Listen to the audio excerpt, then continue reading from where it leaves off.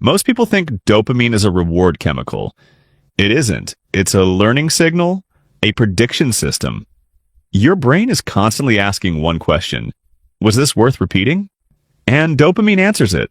Not at the end, but in the pattern between effort and outcome. Here's the part almost nobody understands.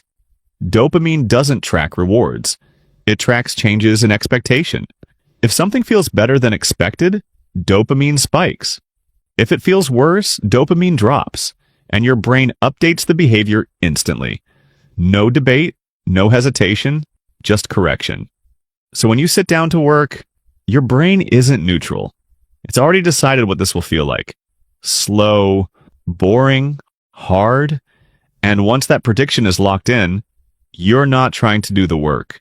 You're trying to fight the prediction, and prediction usually wins. Now here's the trap.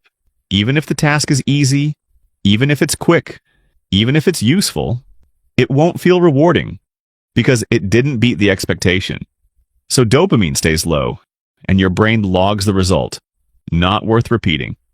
That's why forcing discipline fails long-term. You're not fixing the system, you're overriding it, and override always burns out. Because willpower is temporary, but prediction is structural. So the real move is not adding rewards, it's rewriting expectation before effort begins. You don't start from neutral, you start from anticipated reward. Here's how that actually works. Step 1. Create a pre-work spike. Before the task, not after, before. Same song, same movement, same visual cue, same ritual. Every time. Because repetition builds association, and association rewires expectation. You're teaching your brain, this is where something good starts. Step 2. Remove the uncertainty cost. Your brain doesn't resist effort. It resists unclear effort. So don't say, I'll work for 2 hours. Say, I'll open the file and write 3 lines. Small, defined, guaranteed. Now the brain predicts completion, and prediction of completion creates momentum. Step 3. Make progress impossible to ignore.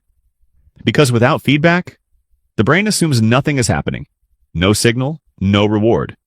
So you create signals, checklists, timers, progress bars, even visible pen movement. Every micro step becomes proof. This is working. And the moment the brain sees progress, dopamine rises. Not from finishing, from moving forward. Step 4. Add unpredictable rewards. Not constant. Variable. Sometimes early, sometimes late. Sometimes skipped. Now the brain can't map the pattern. And when it can't predict the reward, it pays more attention. It leans in. It gets hooked on the process. Now look at the loop you've built. Cue, anticipation, action, feedback, reward, repeat. But here's the difference. The reward isn't waiting at the end anymore. It's built into the beginning. And after enough repetitions, your brain updates the rule. Starting feels good, not finishing. Starting, that's the shift. Because once starting feels good, you don't hesitate. You don't negotiate. You don't wait for motivation. The loop runs on its own. That's why some people look obsessed. It's not discipline. It's conditioning. Their dopamine fires at the start of effort, not the end. So if you compress everything into one line, engineer reward into the first 5 seconds. Make progress visible. Keep the reward unpredictable. Do that long enough. And hard work stops feeling like pressure. It starts feeling like gravity. Something your brain moves toward automatically. Without force. Without resistance. Without asking you first. So the real key isn't forcing yourself to work harder. It's making the first 5 seconds feel rewarding. If this insight just clicked for you, comment lightning emoji.